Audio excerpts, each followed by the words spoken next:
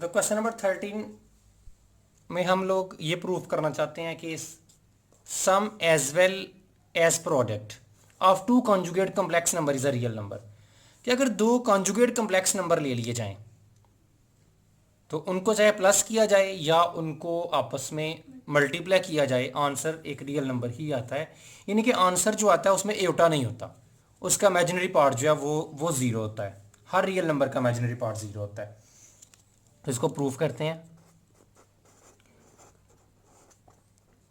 Late करते हैं let z is a complex number. किसी भी कम्प्लेक्स नंबर को हम आमतौर पे z से डिनोट करते हैं। ठीक है, ये हमने पिछले लेक्चर में इसको देखा था। Let z is a complex number, यानी कि z जो है वो इक्वल। कम्प्लेक्स नंबर बनता कैसे है? दो रियल नंबर से बनता है, एक x एक्सिस के अलोंग प्लस एक y एक्सिस के अलोंग। और जो y एक्सिस के अलोंग बनता है उसके साथ एटा भी लिखा जाता है, उसको हम इमेजिनरी पार्ट कहते हैं। जो x एक्सिस के अलोंग बनता है उसको हम रियल पार्ट कहते हैं। सो कम्प्लेक्स नंबर इक्वल होता है x प्लस एटा y, इस टाइप का। तो ये एक कम्प्लेक्स नंबर हम लोगों ने ले लिया। अब हमने कहा टू कॉन्जुगेट, कि जो दूसरा लेना है कम्प्लेक्स नंबर वो इसका कॉन्जुगेट होना चाहिए, यानी कि एक दूसरे के कॉन्जुगेट होने चाहिए। तो z कॉन्जुगेट b ले लेते हैं, ऊपर इस तरह लाइन डाल देते हैं और कॉन्जुगेट लिया जाता है x प्लस एटा y का कॉन्जुगेट। तो z कॉन्जुगेट इक्वल आ गया x minus eta y। Conjugate में सिर्फ एटा वाला साइन चेंज कर देते हैं। ठीक है, इसको चेंज नहीं करना, सिर्फ इस प्लस को माइनस में चेंज कर देना है। सो ये एक कम्प्लेक्स नंबर हो गया और ये इसका एक कॉन्जुगेट हो गया। ये टू कॉन्जुगेट कम्प्लेक्स नंबर हम इनको कहते हैं। तो पहले इनको प्लस करते हैं, z plus z conjugate. z equal है x प्लस एटा y के और z कॉन्जुगेट इक्वल है x माइनस एटा y के। तो एटा y से कैंसिल, तो मेरे पास आंसर आ गया 2x। तो इसमें इमेजिनरी पार्ट नहीं है, तो ये हम लोगों ने प्रूव करना था which is a real number, क्योंकि इसमें जीरो एटा है, विच इज़ रियल। इसी तरह से z को मल्टीप्लाई करते हैं, z multiply z conjugate. z equal है x प्लस एटा y और z कॉन्जुगेट इक्वल है x माइनस एटा y। तो ये a plus B A minus B वाला फार्मूला लग जाएगा, x का स्क्वायर माइनस एटा y का स्क्वायर। तो ये मेरे पास आ गया X square minus eta square Y square. Eta square equal होता है -1 के, सो माइनस माइनस प्लस हो जाएगा एक्स स्क्वायर। एटा स्क्वायर की जगह -1 लग गया तो एटा खत्म हो गया। सो मेरे पास X square plus Y, again इसमें एटा अब खत्म हो गया है, विच इज़ रियल। तो प्रोडक्ट भी दोनों की जी कॉन्जुगेट के साथ रियल आई है और एडिशन भी मेरे पास रियल आई है। तो ये मेरे पास पूरे का पूरा क्वेश्चन प्रूव हो गया, विच इज़ रियल। इसके क्वेश्चन नंबर 14 में हम लोगों ने मल्टीप्लिकेटिव इन्वर्स निकालना है। तो मुझे इसको हम लोग लेट कर लेते हैं। लेट मुझे उसने कम्प्लेक्स नंबर दिया जी के इक्वल हम कम्प्लेक्स नंबर को कहते हैं। तो पहला रियल पार्ट जो है एक्स के अलोंग वो मेरे पास है स्क्वायर रूट ऑफ 2 माइनस वैसे ही आएगा, और वाई के अलोंग मेरे पास है स्क्वायर रूट ऑफ 5, और जो वाई के अलोंग होता है उसके साथ एटा भी लिखा जाता है। So square root of 2 minus square root of 5 eta. इसका मैंने मल्टीप्लिकेटिव इन्वर्स निकालना है। मल्टीप्लिकेटिव इन्वर्स हम कहते हैं, उसको हम डिनोट करते हैं 1/g के साथ। हम कहते हैं मल्टीप्लिकेटिव इन्वर्स कैसे निकलता है, किसी नंबर का रेसिप्रोकल लेने से, उसको उल्टा देने से। सो ये आ जाएगा, इसको उल्टा देंगे तो ये 1 ऊपर चला, इसके नीचे 1 जो है तो ये खुद नीचे आ, square root of 2 minus square root of 5 eta, ये मेरे पास आ गया। तो अब चूंकि नीचे एटा, आंसर तो वैसे इधर ही पूरा हो गया इस नंबर का। जब हमने जैसे 2 का इन्वर्स होता है 1/2, तो इसी तरह इसका इन्वर्स है 1/दिस नंबर। लेकिन चूंकि इसके नीचे एटा है तो नीचे से हम एटा को हमेशा ख़त्म करते हैं, इसका कॉन्जुगेट से मल्टीप्लाई भी करते हैं डिवाइड करके। तो ये माइनस है तो प्लस वाले से, सो इसका इन्वर्स आ गया 1/g इक्वल टू 1/स्क्वायर root of 2 minus square root of 5 eta. Multiply करेंगे square root of 2 plus square root of 5 eta, ये वाला साइन माइनस का प्लस के, और इसके साथ डिवाइड भी किया जाएगा स्क्वायर रूट ऑफ 5 एटा। तो 1/g इक्वल आ गया, इसको 1 से मल्टीप्लाई करेंगे तो ये वैसे 1 तो मल्टीप्लिकेटिव आइडेंटिटी है, तो square root of 2 plus square root of 5 eta answer आ गया ऊपर, और नीचे मेरे पास आ जाएगा a minus B A plus B वाला formula, square root of 2 minus square root of 2 plus, so square root of 2 का भी स्केयर और माइनस स्केयर रूट ऑफ 5 एटा का भी स्केयर आ जाएगा।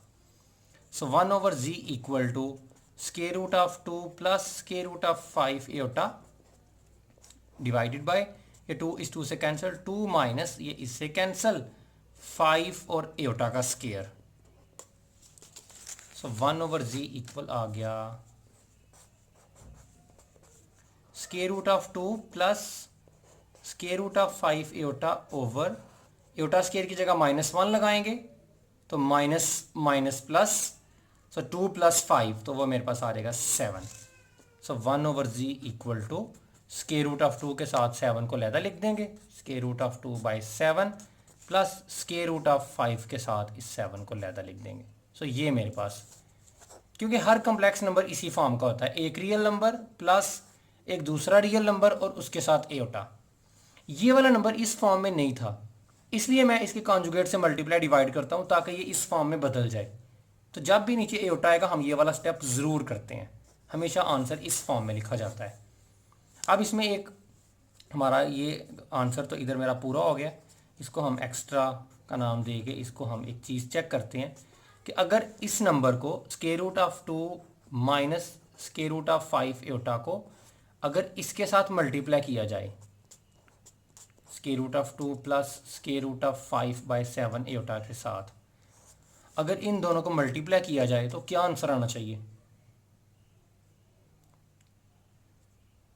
ठीक है, जी को हम मल्टीप्लाई कर रहे हैं, उसके इन्वर्स जो मैंने फाइनली निकाल लिया है, तो मेरे पास जो आंसर है वो फाइनल इनको आपस में सॉल्व होने के बाद आइडेंटिटी आंसर छोड़ना चाहिए। जब भी एक नंबर अपने इन्वर्स के साथ मल्टीप्लाई होता है तो फाइनली वो आंसर दे देता है आइडेंटिटी। सो हमने देखना है क्या ये आइडेंटिटी आंसर देता है कि नहीं देता, ये इसके साथ मल्टीप्लाई जब होता है। तो इसको चेक करते हैं, इसको इससे मल्टीप्लाई करेंगे तो 2/7 स्केयर रूट से ख़त्म हो जाएगा स्केयर होके, इसको इससे करेंगे तो 2/5 स्केयर रूट ऑफ 10/7 एटा, इसको इससे करेंगे तो -5 to 10 स्केयर रूट ऑफ 10/7 एटा, और इसको इससे करेंगे तो minus square root of 5 square root of 5 के साथ स्केयर हो गए 5 रह जाएगा ओवर 7 और एटा स्केयर, तो ये तो इसके साथ कैंसिल हो गया।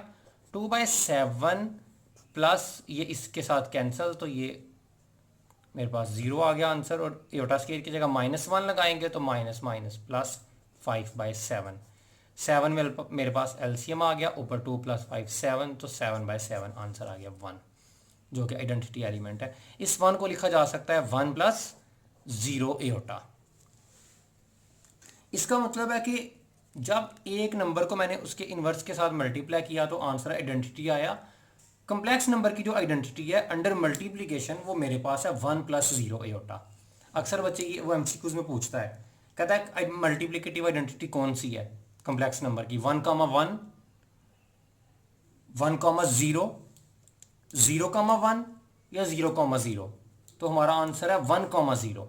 1, 1 जो है वो आइडेंटिटी एलिमेंट नहीं है। किसी भी कम्प्लेक्स नंबर को इसके साथ मल्टीप्लाई किया जाए तो कोई फ़र्क नहीं पड़ता, किसी भी कम्प्लेक्स नंबर को 1, 1 के साथ अगर मल्टीप्लाई किया जाए तो आंसर सेम नहीं आता, आंसर बदल, इसका मतलब है 1, 1 आंसर बदलता है जिसके साथ उसे मल्टीप्लाई करें, इसलिए वो आइडेंटिटी एलिमेंट नहीं है। तो आइडेंटिटी एलिमेंट के बारे में याद रखना है एमसीक्यूज के पॉइंट ऑफ व्यू से कि 1, 0 is the multiplicative identity of complex number और 0, 0 is the additive identity of complex number. तो क्वेश्चन नंबर 15 में हमने फैक्टराइज करना है a² + 4b² को। तो इसको फैक्टराइज रियल नंबर में तो नहीं किया जा सकता, प्लस माइनस हो तो फिर हम एक दफ़ा प्लस में एक दफ़ा माइनस में लिख लेते हैं। सो हम क्या करेंगे, a² और इस प्लस को लिख लेंगे माइनस इंटू -4b², ये माइनस माइनस प्लस ही आएगा। इसको लिख लेंगे a² माइनस, अब -4b² को हम लोग लिख सकते हैं 4b² मल्टीप्लाई बाय -1, ये -4b² ही आएगा। सो इसको हम लिख सकते हैं a² माइनस 4b², -1 की जगह पे लिख सकते हैं एयोटा स्केयर, तो ये ए का स्केयर बन गया, और माइनस इसको लिख सकते हैं 2b एयोटा का होल स्केयर। तो दोनों का स्केयर है, दरमियान में माइनस है, ए के साथ एक दफ़ा प्लस में 2b एयोटा और एक दफ़ा ए के साथ माइनस में 2b एयोटा। तो ये मैंने फैक्टराइज कहते हैं कि एक नंबर को उसकी प्रोडक्ट में लिखना। सो मैंने इसको प्रोडक्ट, जैसे 4 को हम लिख सकते हैं 2 मल्टीप्लाई बाई 2, तो ये 4 की फैक्टराइजेशन है, 2 मल्टीप्लाई बाई 2। 6 की फैक्टराइजेशन जो है वो मेरे पास 2 मल्टीप्लाई बाई 3। तो इस तरह से इसकी फैक्टराइज, इनको मल्टीप्लाई करेंगे तो यही आएगा। ठीक है, तो इसमें 3x² प्लस 3y² में हम लोग 3 कॉमन निकालेंगे पहले, और उसके बाद इसको फैक्टराइज करेंगे, क्योंकि जब हमने 3 कॉमन निकाला है तो ये प्रोडक्ट में आ गए हैं 3 और ये आपस में मल्टीप्लाई हो रहे हैं, तो एक फैक्टराइजेशन तो ऑलरेडी हो चुकी है। फैक्टराइजेशन की डेफिनेशन ये है कि टर्म्स को प्रोडक्ट की फॉर्म में लिखना। तो अब इसको लिख सकते हैं 3, इसको x² माइनस इंटू माइनस, बाकी सारे स्टेप्स अब सेम वही है। इसको लिख 3x² minus y² multiply by -1 की जगह पे एयोटा स्केयर लगा लेंगे, और इसको y और होल स्केयर लिख के तो एक दफ़ा x के साथ प्लस y एयोटा और एक दफ़ा x के साथ माइनस में y एयोटा लिख देंगे, सेम सारे वही। तो ये आंसर है। इसका दूसरा वे भी है, इसको लिख सकते हैं स्केयर रूट ऑफ 3x का होल स्केयर, इसको लिख सकते हैं स्केयर रूट ऑफ 3y का होल स्केयर। तो फिर बेशक आप कॉमन ना भी निकालें तो ये क्वेश्चन सॉल्व होगा, लेकिन बेहतर है कि कॉमन निकाल लिया जाए। अच्छा, आखिरी क्वेश्चन नंबर 16 में हम लोगों ने सेपरेट करना है into real and imaginary part. तो चलिए बाद में इसको लिखते हैं separate into real and imaginary part. तो ये पहले से ही सारा तो उसने किया हुआ है, सिर्फ मैंने a प्लस एयोटा b की फॉर्म में रियल पार्ट अलहदा करना है और एयोटा वाला पार्ट अलहदा करना है। तो डेफिनेटली मुझे इसके कॉन्जुगेट से मल्टीप्लाई और डिवाइड करना पड़ेगा। उससे पहले हम ऐसा करते हैं, ऊपर वाला स्केयर ओपन कर लेते हैं। अच्छा, इसमें स्टूडेंट्स स्केयर से बड़ा कंफ्यूज होते हैं कि इसका माइनस पहले है। स्केयर का फार्मूला हमेशा एक है, फर्स्ट का स्केयर, फर्स्ट टर्म इसमें -2 है, प्लस सेकंड का स्केयर वो 3 एयोटा है, और +2 फार्मूले का आता है, और उसके बाद फर्स्ट टर्म क्या है -2, और उसके बाद सेकंड टर्म क्या है 3 एयोटा, और नीचे वाला 1 प्लस एयोटा वैसे का वैसे ही आएगा। तो -2 का स्केयर हो जाएगा +4, और ये बन जाएगा 9 एयोटा स्केयर, और minus plus minus 2 2 4 4 3 12 aorta over 1 plus aorta. Aorta square की जगह -1 लगाएंगे, 4 -1 लगेगा तो ये -9 हो जाएगा, -12 एयोटा ओवर 1 प्लस एयोटा। तो ये मेरे पास आ जाएगा 4 -9, बाकी बच जाएगा -5 -12 एयोटा ओवर 1 प्लस। तो ये थोड़ा पहले से सिंपल हो गया स्केयर ओपन। अब इसको 1 माइनस एयोटा के साथ मल्टीप्लाई भी कर देते हैं, और 1 माइनस एयोटा इसका साइन चेंज करके इससे डिवाइड भी कर, नीचे से एयोटा खत्म हो जाएगा। तो ऊपर आ जाएगा -5 माइनस प्लस 5 एयोटा, 12 को 1 से करेंगे तो -12 एयोटा, और minus +12 aorta square over 1 plus aorta 1 minus aorta, 1 का स्केयर माइनस एयोटा का स्केयर।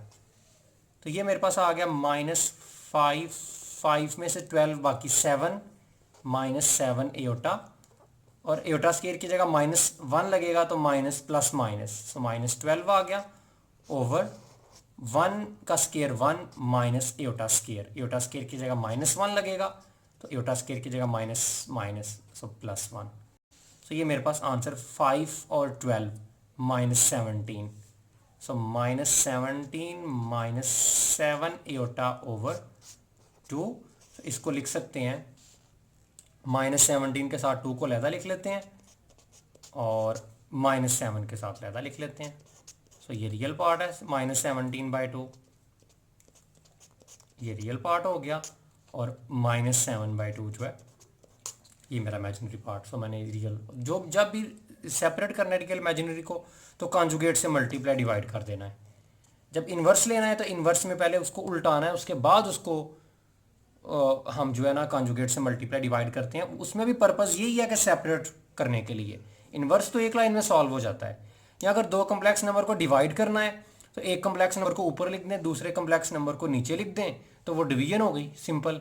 और उसमें भी नीचे रियल और इमेजिनरी पार्ट को लहदा करने के लिए ये स्टेप हमें फिर हर क्वेश्चन में करना पड़ता है, क्योंकि हम हमेशा चाहते हैं कि रियल पार्ट लहदा आए और इमेजिनरी पार्ट लहदा आए। कम्प्लेक्स नंबर होता ही इसी फॉर्म का है, एक्स प्लस एटा वाई या ए प्लस एटा बी, किसी भी फॉर्म में आप उसको लिख दें।